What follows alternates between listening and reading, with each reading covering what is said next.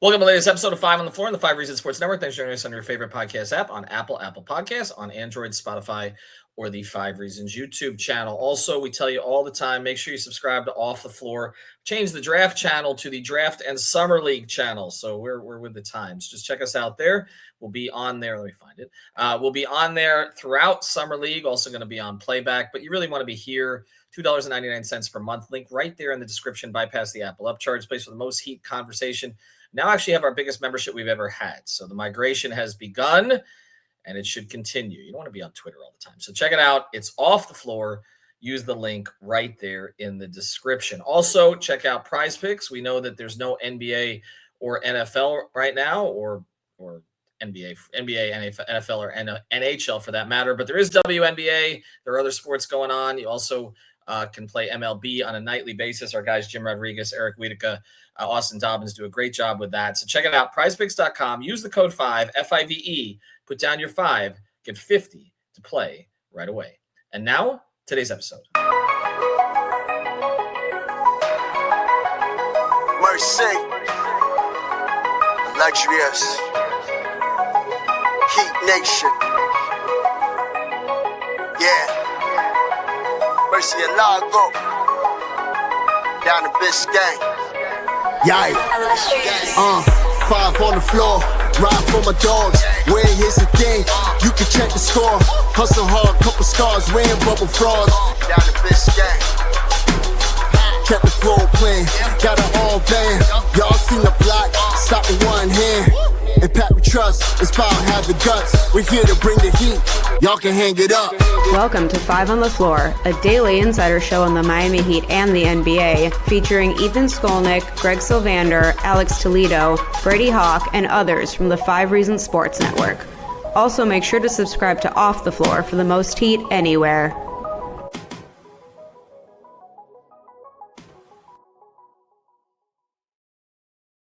All right, welcome back to 5 on the Floor. Here's today's floor plan. I'm Ethan Skolnick. You can follow me at Ethan J. Skolnick on 5 Reasons Sports. I got Digital Adel. You can follow him at Digital Adel. Just want to make one statement before we go forward. I know that some have complained about political ads that have shown up on this podcast of late, which I do not control. We basically, I didn't control. Now I control them. We basically have open slots. People buy advertising for that. We appreciate all the sponsors that do. But I don't want political ads of any kind on this podcast. So I just put a permanent block on those. So you should not hear those again from any side. Adele, we're going to talk about something much less controversial today. Undrafteds. Miami Heat have added some to their summer league roster. Different statuses, though. One interesting status that they decided to give a two-way to one of those players. First half of this episode, we will talk about these three guys. And then quickly on the other side, we'll talk about others in the summer league roster who could pop. We'll see if they do. Summer League, of course, not in Orlando anymore. Sacramento, California Summer League, Utah. Also going to be in Las Vegas. And you and I may be in Las Vegas. We're discussing this right now. So July 11th is when the Heat will play their first game. July 10th is when it starts out there. And this is where everybody in the league goes. Adele, let's start here with the most interesting of the prospects, the one that they decided to give a two-way to, and somebody who, if you are living anywhere near Boca Raton, you're probably familiar with. Go ahead. Yeah, that would be Vlad Golden. Played at FAU and then went to Michigan. The 7-footer. He is a very old school style big. I mean, he's a guy that'll get on the low post, turn over his right shoulder, left hand hook, right hand hook. He'll do all that stuff on the low post for you. He'll rebound. He averaged 7 rebounds per game. He'll block shots a little bit, but he is not switchable at all. And so they So in other words, if you were to, I'm not going to do it to you. I almost did it to you. I appreciate that. That. I want you know what I was going to ask you. But all right, but look, they don't have a traditional big. No. Now, Bam is not a traditional big. Ware is not a traditional big. That's one of the reasons that we were interested in his addition. They have had traditional bigs in the Thomas Bryant, kind of a traditional big. Dwayne Dedman, kind of a traditional big. Cody Right. Zeller, I don't know what that was. They've added bigs over the years, and then you go all the way back to the early Big 3 years where they would just stockpile these old traditional bigs. Eric Dampier, by the way, one of those who wore 25 before Jakucionis was added here. So he's one of the 8 who's worn it before. Ronnie Turioff, not really, but Zydrunas Ilgauskas, very traditional big. Very. This is a traditional big. Yes. Why do you think they gave him the two-way, like right out of the gate? So I think they gave him the two-way for a number of reasons. One, to get him in the building. Like, you're not getting that guy. He was on my big board in the 50s. I thought he was going to get drafted. I thought he was a draftable player. So likely he wanted to control his own destiny, and he wasn't coming to Miami, in my opinion, unless he was guaranteed a two-way spot. The other thing is the Miami Heat need a backup big in the worst way. Yeah. So they're going to give him every opportunity to succeed. He's going to get chance after chance in summer league to prove that he can keep that two-way spot, so that if they need to call him up, they can, because they need help in the front court. I'm going to throw another name at you, and I'm going to ask you why this player might have a chance to succeed where someone else did not. We were preparing for the Yurt era. Remember, Yurt and Bam were going to start together. Yurt did a lot of talking regarding that. Then Yurt hurt his foot in camp in the Bahamas and never really materialized. He was ready for the NBA from a media perspective. Man, we wish they would have kept him. But it did not work out in Miami, even though like he was a rebound magnet. Like when he would be in the games, like he just lots and lots of rebounds. Why is this guy potentially a better fit? One of the things about Big Yurt that really, I think, held him back is that he didn't really have a great feel for the game necessarily. And even though he was a bigger guy, he wasn't overly strong. So he would get pushed off his spots a lot for being that big. And he really wasn't as great of a positional defender as you would like. Those are the things that I think held Yurt back. The one thing about Vlad that they're going to want to find out in Summer League, can that physicality we saw in college translate to the NBA? Is he going to be able to be positionally sound to not pick up a bunch of silly fouls? Because that's one of the reasons why traditional bigs don't really work in today's NBA game. The game is so fast. They put you in so many actions. You got to be really positionally sound to not get in foul trouble and be able to stick in the NBA. Okay, so let's get to number 2 now. So this is a player, again, to watch. I would assume if he got the two-way, he's going to be starting at the 5 for them. Sorry, Sean. In Summer League, right from the start. I mean, I think we can look at this and say Jakucionis is going to handle the ball. And in other words, you got the 5 set, and probably Keyshawn Johnson coming back to play in Summer League probably starts at the 4. Right. Pelle Larsson likely at one of the wing spots, right? I would think. Yeah. And then, well, again, on the games Ware doesn't play, because I think the Ware is going to play probably a couple games, right? Like Jaquez did, right? And I don't know exactly which ones they'll be. They could be before they get to Vegas. Jaime played one before Vegas and one after Vegas. I can't remember. I can't exactly remember. I thought they were both in Vegas, but I'm not 100% sure. Might have been. Okay, and so if you look at their roster right now, again, assuming Jakucionis, starts at point with probably Larsson, it'll start off with Ware, Keyshawn Johnson at the and I think I omitted Keyshawn accidentally initially at the 4. Do you see a fifth starter in here, and could it be Steve Settle the third at the 4th? I mean, it could, but it's probably going to be Bryson Warren since he's already been in the system. Okay. So I think Bryson Warren will probably get that start since he's already familiar. I think they're going to want to get a long look at Steve Settle since he's on an Exhibit 10 contract. Right. And Settle's interesting. And this is why I always say you can't scout prospects off of highlights. If you watch his highlights, he looks like he's a ball handling point guard, that he is the man. And then you watch him in the games. Like I was just watching him before the show against FAU, and he played center basically and drifted on the perimeter, did not handle the ball much. But I understand why they brought him in, because he can shoot the 3 ball at 6'11". He's fast in a straight line. He can handle the ball a little bit when he has the ball, but he can play defense. His versatility defensively is absolutely why they got him. This guy's wingspan, he gets in the passing lanes, gets out on the break and dunks the ball, and you're like, wow. But then you're like, can this guy cut? Because he doesn't really ever cut. He's just running around the outside. Yeah, just on the outside of the three-point line. And then he posts up, but he can't back anybody down because he's so light. Like, he's just really skinny. Right. So this is a prospect that would take some time, but there's some raw material there. Again, from Temple. For those who aren't familiar, I mean, the shooting just jumps out at you when you're watching some of these videos, the highlight stuff, like you said. The defensive versatility might be what actually gets him to look. I'm with you on that. Now, you look at their big situation, and they don't have a lot of standards available to give at the moment. We'll see what happens with trades, but the two ways. I've already given away 1 2-way. They can change that, but they've already given away. They have changed in the past. They've already given away 1 2-way, 2 2-way. Who's the second one? I'm sorry, Drew. Oh, they officially gave it to him? I'm sorry. They extended the qualifying offer, right? I'm assuming he's going to get a 2-way. Oh, yeah. So I don't know how that works. So does that occupy the 2-way, or does it? I'll have to look into that. And it's funny because Drew was actually at the facility today, and there's a video of him with Jakucionis. Thank you. Everyone's going to stop me every time. So this video of them together, and Drew, of course, been rehabilitating from the Achilles, and I know they want to keep him in the system. All right, so let's say that and Keyshawn's already gotten the standard. So that's out of the way. So let's assume that they've given away 2 2-ways now, including Drew. There's only 1 left.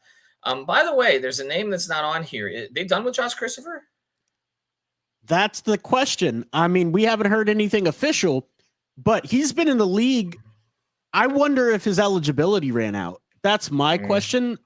Is if I gotta look into that too.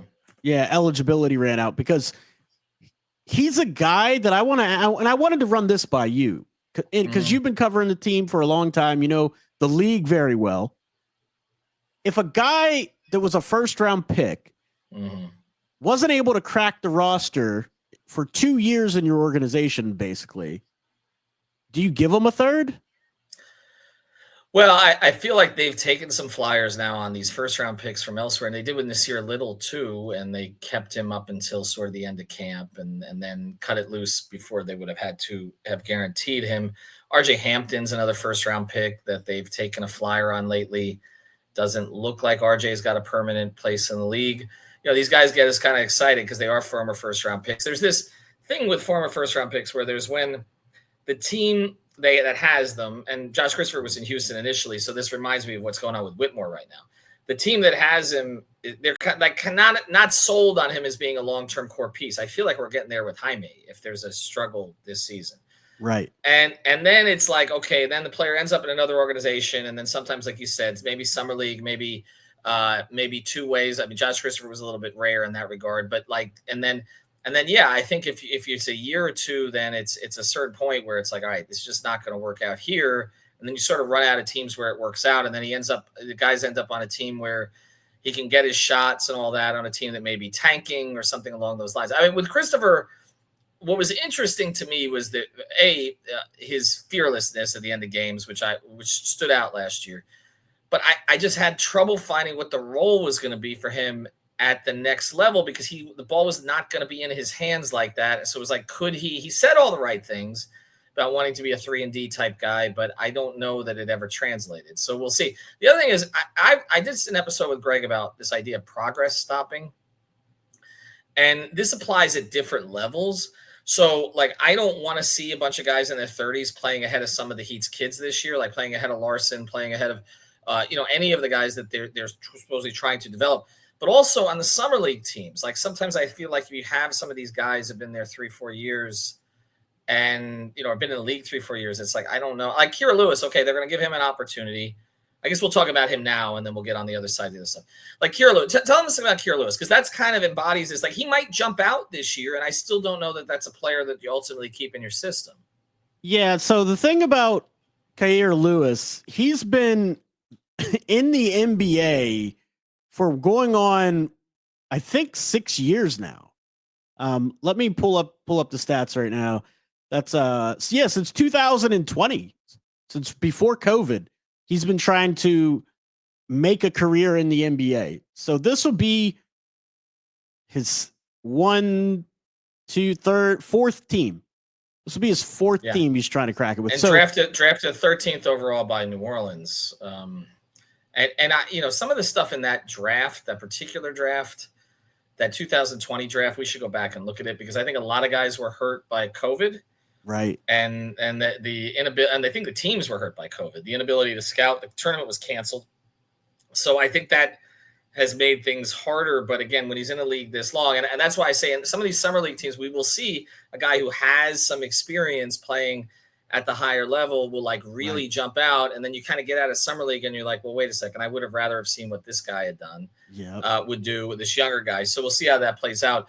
But he might play a lot for them in this, and he might stand out because again, he has had, he's had a cup of coffee and more at the pro level. All right, on the other side, I want to talk a little bit more about the third prospect that they brought in, and then others who may pop. Before we do, though, everybody on this podcast, what do they have? They have Cash App. Why is the easiest, safest way to send money?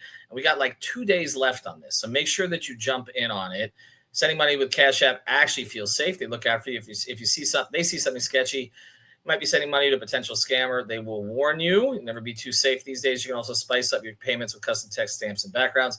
If for whatever reason you don't already have Cash App, just download it from your phone's app store. Sign up. Enter our code that's on the floor in your profile. Send $5 for a friend. You get $10 just for getting started. Again, download Cash App. Sign up. Use our exclusive code on the floor in your profile. Send $5 to a friend. Within 14 days, you get $10 drop right into your account. Do it tonight because, again, I think we got till the end of June on this. Terms apply.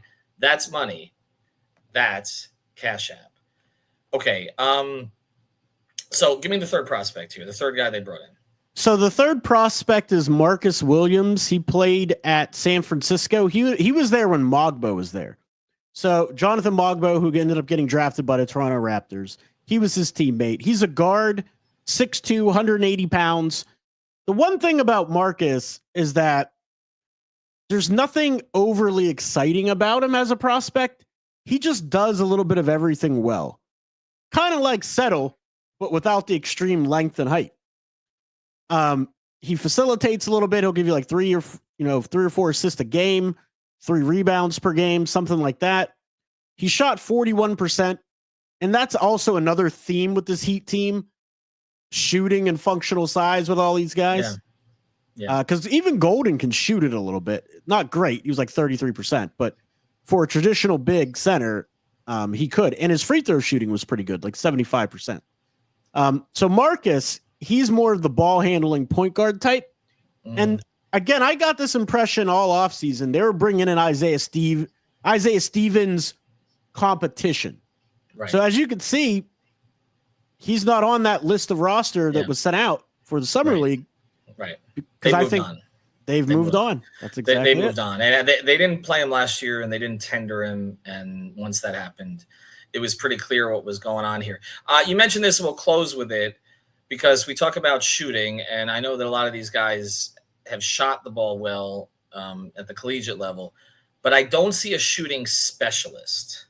No. Right. There's no Strus who became more than that. There's no Duncan.